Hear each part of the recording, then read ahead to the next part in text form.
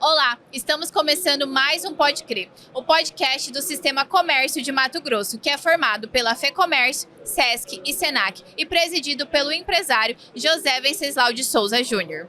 E nessa semana estamos com uma edição muito especial. Estamos no Congresso Internacional de Gestão de Incêndios Florestais, o Forest Fire 2025. Queremos fazer um agradecimento especial ao Corpo de Bombeiros Militar do Estado de Mato Grosso por nos estar apoiando na produção e nesses episódios. Durante 3 dias, especialistas do mundo todo estão se reunindo aqui, no coração de Mato Grosso, Cuiabá, para compartilhar tecnologias, estratégias e conhecimentos voltados à prevenção e combate a incêndios florestais, um tema que não conhece fronteiras e exige união, técnica e coragem. E agora o Gustavo vai apresentar para vocês o nosso entrevistado da rodada. Olá, tudo bem? É com enorme prazer que a gente recebe aqui o presidente da Autoridade Nacional de Emergência e Proteção Civil de Portugal, Dr. José Manuel do Vale Moura Ferreira Gomes, o Dr. José Manuel Moura, como ele gosta de ser mais, como ele é conhecido. Ele assumiu a presidência, a liderança dessa instituição recentemente, agora em janeiro de 2025. Ele está doutorando em Ciências do Risco. Ele tem conduzido mudanças importantes na instituição, com foco no ataque inicial aos incêndios, melhorias de ferramentas e preparo institucional. Dr. Moura representa o modelo de gestão integrado, dos planaltos portugueses aos grandes biomas brasileiros, que alia prevenção, logística, comunidade e técnica global. Doutor, é uma honra recebê-lo aqui nesse episódio que marca o diálogo entre o Cerrado, a Amazônia e a experiência europeia. Seja muito bem-vindo ao nosso programa. Muito obrigado. Doutor Moura, para começar, a gente gostaria de perguntar para o senhor, como que a Autoridade Nacional de Emergência e Proteção Civil de Portugal tem conduzido essa questão dos incêndios florestais no país? Bom, a Autoridade Nacional de Emergência e Proteção Civil tem na sua responsabilidade a superintendência dos bombeiros, todos os bombeiros em Portugal, e tem a responsabilidade de fazer uma diretiva, que é um documento que tem força de lei, de como se organizam as forças para o combate aos incêndios florestais. E, portanto, na pergunta que me fez, que tem que ver com como é que respondemos aos incêndios florestais, tem a ver com essa diretiva, e essa diretiva tem a capacidade, como disse há pouco o seu colega, de integrar todos os agentes que concorrem para o sistema. Quais são? Logo à cabeça, os bombeiros, porque têm um papel importante e têm uma quadrícula no território muito significativa, mas também a Guarda Nacional Republicana, através de uma unidade especial, os chapadores florestais, do Instituto da Conservação da Natureza e das Câmaras Municipais, a Força Especial da Proteção Civil, que nós também temos uma força dedicada com bombeiros nossos, bombeiros que pertencem ao Estado, e portanto é integrando todas estas forças que nós conseguimos ter um dispositivo para poder responder, como disse bem, o mais eficaz possível naquilo que tem a ver com o ataque inicial. É nosso entendimento que tudo o que se resolve no ataque inicial, tem uma duração até 90 minutos. Ou seja, o incêndio, nós libertamos um conceito que é a triangulação, que são 3 viaturas de 3 corpos de bombeiros diferentes, à volta do incêndio, e um meio aéreo. E neste conceito, até 90 minutos, o incêndio tem que ficar resolvido. Se não ficar resolvido, os meios retornam, nomeadamente o meio aéreo, e fica preparado para um novo ataque inicial de outro incêndio. Aquele que não se resolveu, ou se resolve, ou se fica por resolver. Se ficar por resolver, temos que projetar meios de ataque ampliado, aviões de maior capacidade, helicópteros de maior capacidade e grupos de reforço vindos de outra parte do país. Portanto, digamos que o ataque inicial é o sucesso da operação.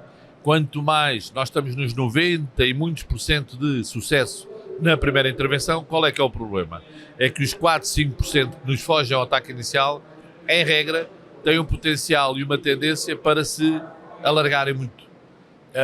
E, portanto, a 5% dos incêndios em Portugal corresponde a 95% da área ardida. E 95% do número de ignições tem só 5%. Ou seja, é inverte. Portanto, o ideal é nós chegarmos aos 100% de resolver tudo no ataque inicial. Mas quando há simultaneidade, quando há muitos incêndios ao mesmo tempo, há sempre um ou outro que consegue escapar, ou por falta de meios, ou por outra razão qualquer, não é? E o senhor assumiu a presidência, a instituição, recentemente, né? Em um contexto muito desafiador.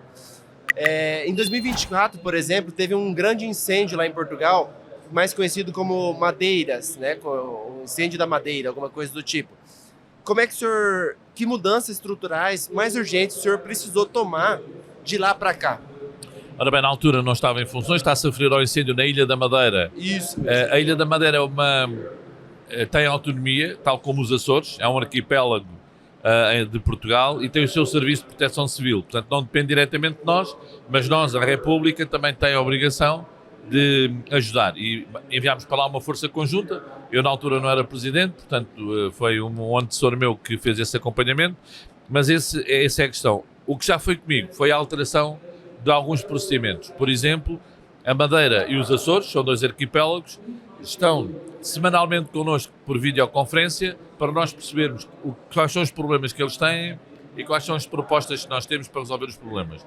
Analisamos a semana anterior e projetamos a semana futura, com as previsões meteorológicas, o risco de incêndio, e portanto digamos que abriu uma oportunidade de haver um diálogo mais aberto para ajudar a resolver os problemas que a cada momento aparecem, e uma ilha tem sempre problemas muito, muito específicos, e a Madeira é uma região que tem um potencial turístico enorme, mas também tem um potencial de risco muito significativo.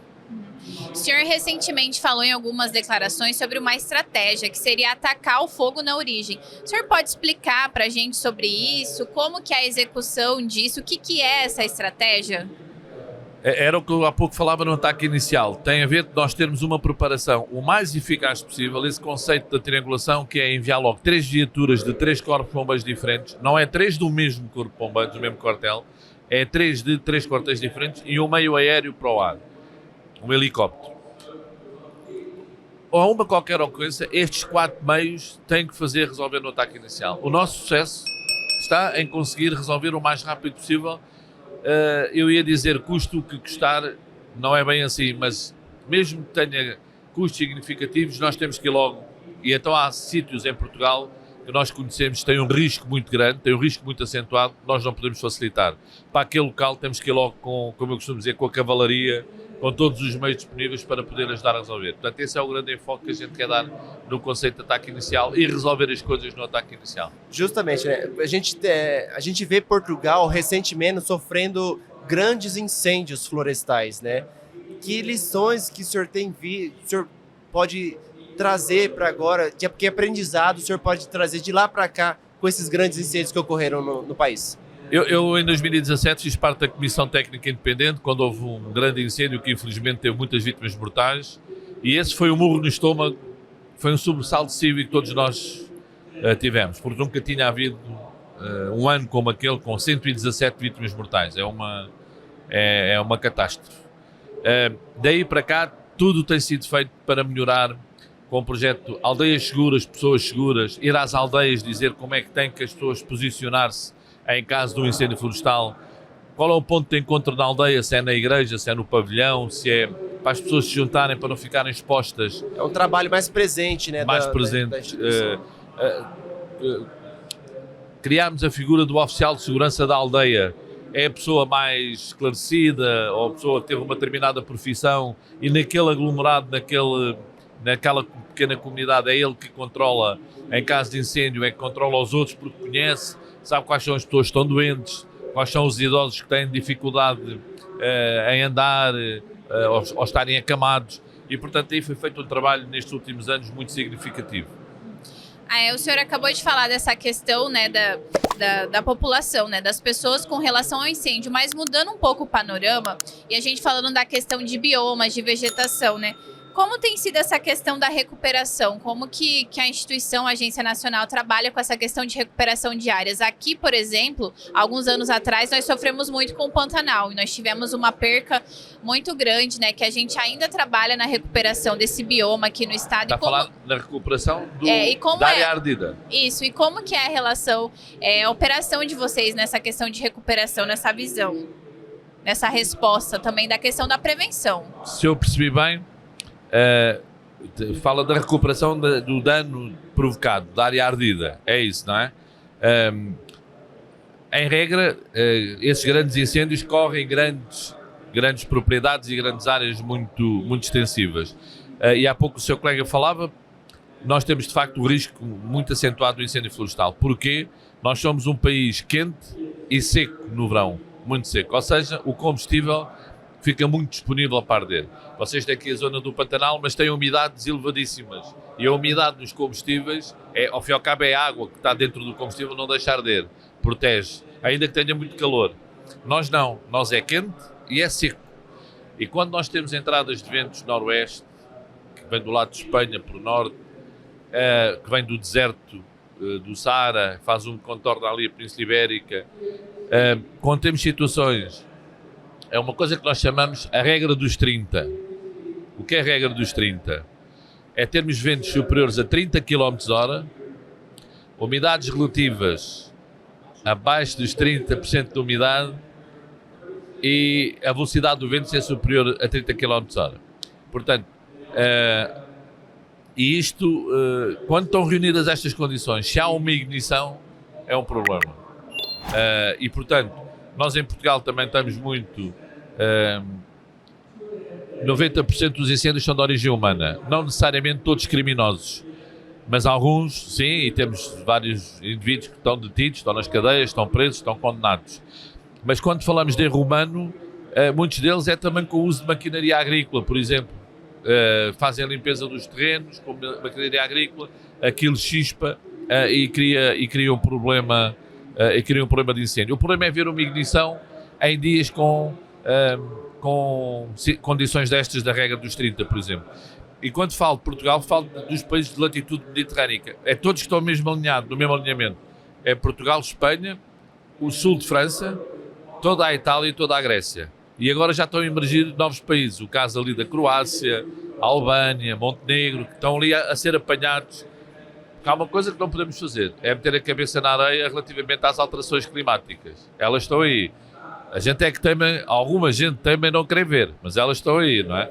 E vocês, no território, eu ontem tive a oportunidade, na minha apresentação, nós temos 10% do território do Mato Grosso. Vocês têm 980 mil km², nós temos 92 mil. Portanto, tem 10 vezes mais. E mesmo assim, nós temos 79 meios aéreos no dispositivo. Portanto, é para verem o empenhamento que todos temos em conseguir resolver esta situação dos incêndios. Nós nunca vamos retirar o risco, porque o país tem estas condições meteorológicas. Agora podemos e devemos é mitigá-lo. Portanto, é reduzir o máximo possível esta mitigação. E como que Portugal tem investido, né, seus recursos nesses combates aos incêndios, né? São drones, são sensores, são monitoramentos de prevenção aos incêndios. Qual o peso desses recursos nas tomadas de decisões, nesses combates aos incêndios? Como é que vocês têm gerido isso?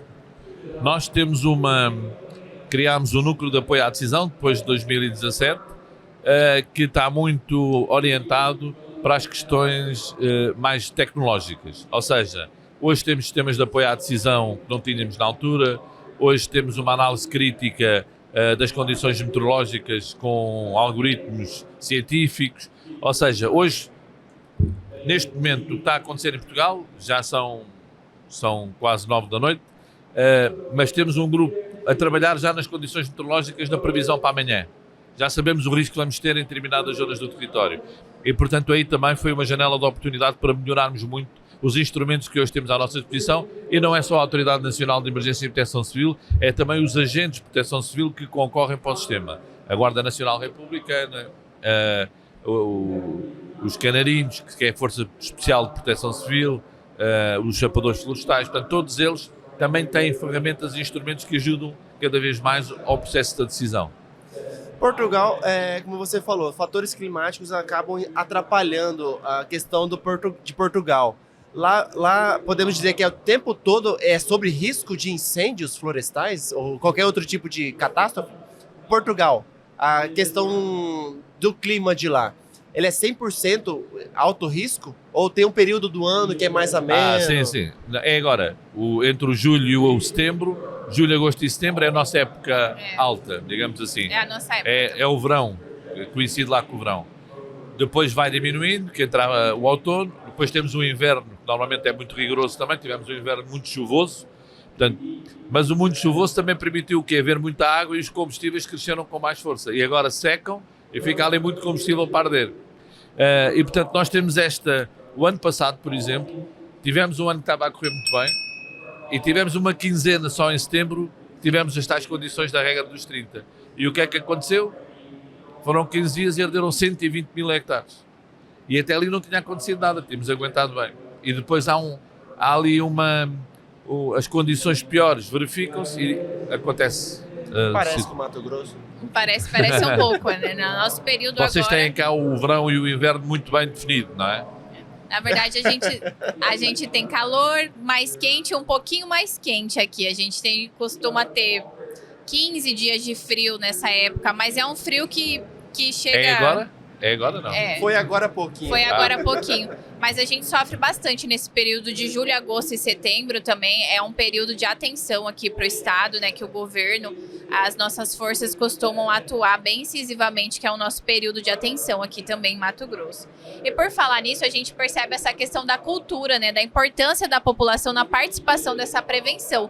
Como que vocês têm trabalhado isso no país? Nós, todos os dias, e ainda hoje já fizemos isso, avisa à população em função dos tais algoritmos que a gente tem das previsões, fazemos um aviso à população. Esse aviso à população é difundido de várias maneiras. É difundido nas nossas redes sociais, Facebook, Instagram e todos os instrumentos que estão ao nosso, por documento escrito para todo o país, para os nossos comandos subregionais, para difundirem junto das autarquias. E no limite, quando temos situações mesmo críticas, temos um processo de difusão de SMS, por mensagem para os telemóveis. Nós temos uma população de perto dos 10 milhões e meio de habitantes e temos 11,5 milhões de telemóveis. E, portanto, é um processo para as operadoras complexo, que é fazer a difusão para todos, para avisar que vamos ter uma semana ou 2 dias de grande risco. E, portanto, é importante termos os cidadãos do nosso lado, porque o cidadão tem que fazer parte da solução e não do problema. Mas falando de solução, além de comunicar o cidadão, né, por esses vários meios, existe alguma coisa que vocês têm trabalhado, por exemplo, a conscientização da população com essa questão de incêndios? Capacitação. Sim. A sensibilização, na explicação, vai desde a sensibilização às práticas e às decisões que têm que tomar. O projeto Aldeia Segura, Pessoas Seguras, tem a ver com isso. É mesmo chegar ao pé das pessoas, mesmo algumas não querendo, têm que abandonar a casa e irem para um ponto de referência. E isso tem que acontecer. E, portanto, e nas televisões passam também pequenas informações, slots, a dizer qual o comportamento para obedecer às autoridades. Se nós somos autoridade nacional, e enquanto autoridade, se damos uma ordem para a senhora sair de casa porque está em risco, tem que cumprir. Senão vai lá a polícia ou a Guarda Nacional buscá-la. E tem que sair mesmo. E, portanto, nós também não fazemos isso de ânimo leve, só fazemos quando as condições são mesmo perigosas. Quando as pessoas têm quase o fogo em linha de vista à volta das casas, quase a arder, e, portanto, isso temos que salvaguardar, até porque, infelizmente, como foi referido há pouco, temos um passado com algumas vítimas mortais que nos beliscou a todos e, portanto, temos a obrigação de fazer tudo para que jamais torne a acontecer uma situação desse tipo. Agora, que é um risco muito grande, que é um risco muito evidente, isso e portanto, é um trabalho difícil. Justamente isso, Dr. José. Que medidas a Agência Nacional ela adota para controlar o uso indevido de fogo, né, em áreas agrícolas e florestais lá no país? Nestes períodos, quando nós determinamos o nível de alertas, imagine, amarelo, laranja e vermelho, quando está vermelho, que é o pior, a situação pior, é proibido as pessoas trabalharem no campo, não podem máquinas agrícolas trabalharem, porque a máquina agrícola, qual é o problema? Se elas chispam numa pedra, provoca uma pequena uma ignição, ao fim e ao cabo, que é só o que é preciso, e essa ignição provoca um incêndio. E, portanto, nós nestes períodos, as máquinas agrícolas são proibidas de trabalhar. São proibidos de frequentar a floresta. Por exemplo, se estivermos em alerta vermelho, o senhor é encontrado a passear numa floresta, tem que se identificar, tem que dizer o que é que está ali a fazer. E tem que sair dali porque não pode estar ali naquela altura. Porque o estado de alerta foi definir isso. O que é que o estado de alerta define mais? Qual é o dispositivo que nós temos que reforçar para pôr na rua? Se é mais a norte, se é no centro, se é no sul, se é nas ilhas. Temos que projetar logo os meios, em vez de estarem em corteios, irem para a rua. estarem pré-posicionados para poderem ser ativados por qualquer território. Portugal ele é uma referência, né, nessa questão dos mecanismos europeus de proteção civil. Como que essa articulação internacional fortaleceu o país, essa visão do país? O mecanismo europeu, não é? Bom, o mecanismo europeu participam não só os 27 países da União Europeia, como participam mais 10 países que não fazem parte da União Europeia, mas fazem parte do mecanismo. São eles a Noruega, a Liechtenstein, a Islândia, há uma série de países que não fazem, mas têm os mesmos deveres e direitos. Bom, qual é que é a vantagem para os Estados-membros? Nós somos um Estado-membro da União Europeia. Bruxelas é quem tem o centro, o comando. O país afetado pede ajuda a Bruxelas. Bruxelas difunde pelos 37 Estados e depois cada Estado diz o que é que pode oferecer para ajudar. Depois o país afetado aceita ou não o que há para oferecer. Exemplificando, nós tivemos problemas de incêndios, precisamos de 2 meios aéreos pesados, 2 Canadairs, que são os maiores. E imaginem que a Croácia dá 2, a Grécia dá 2, o pior é ninguém oferecer nada, dizer que está tudo ocupado. Pronto, não há ajuda. Mas imagine que um dá 2, o outro dá 2 e outro país dá 2. Depois é o país afetado que bilateralmente escolhe qual é a ajuda que quer. Ou vem os 6, ou vem os 4, ou vem os 2.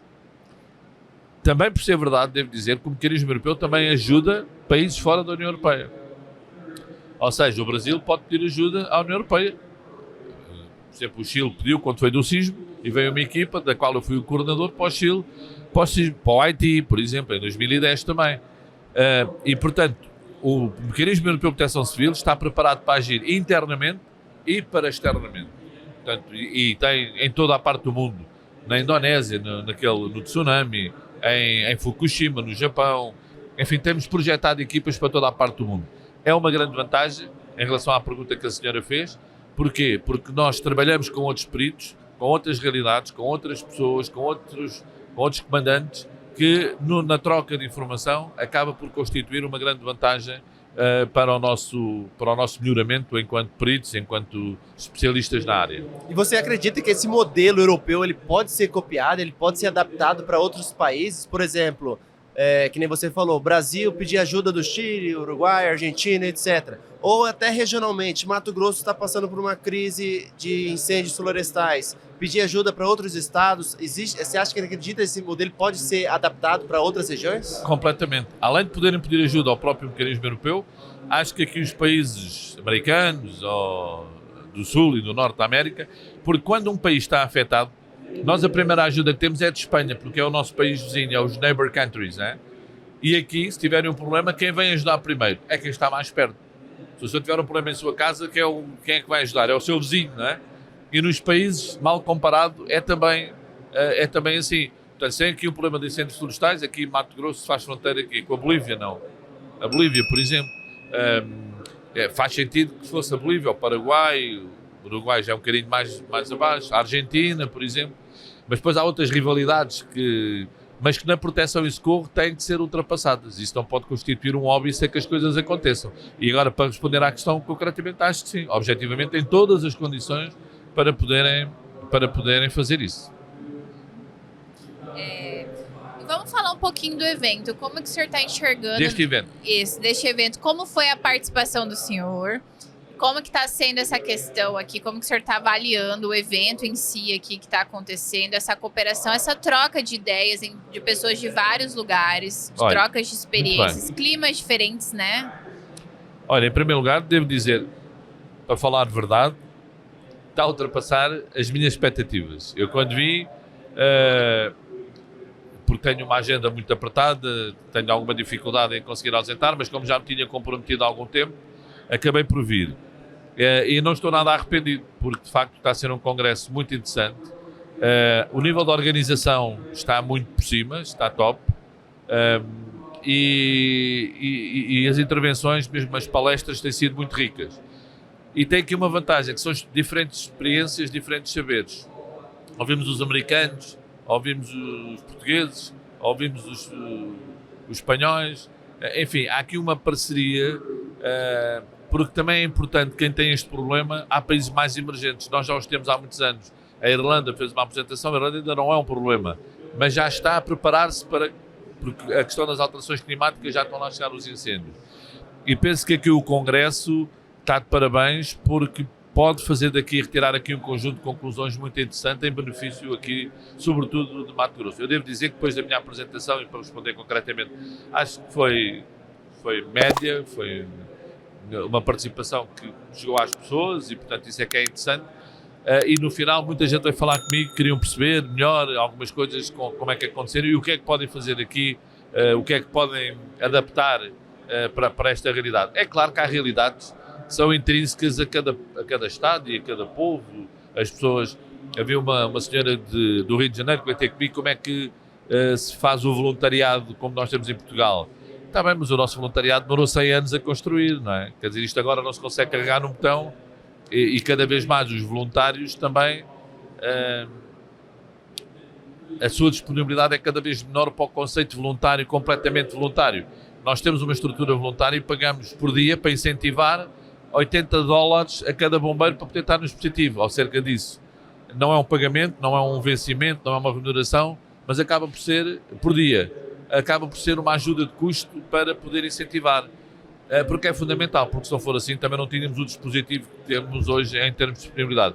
Em suma, muito bom, acho que é uma excelente iniciativa, muito trabalhosa, mas uma organização muito boa e, portanto, até agora é o que me oferece dizer relativamente ao Congresso. E o que a gente tem ouvido aqui muito é o trabalho voluntário, né? É esse trabalho em comunidade, né? Você tem visto isso aqui de outros países também? Ouvido isso de outros países? Sim. A área da proteção e socorro tem muito essa virtude. Porque para nós o problema das pessoas é um problema para nós resolvermos.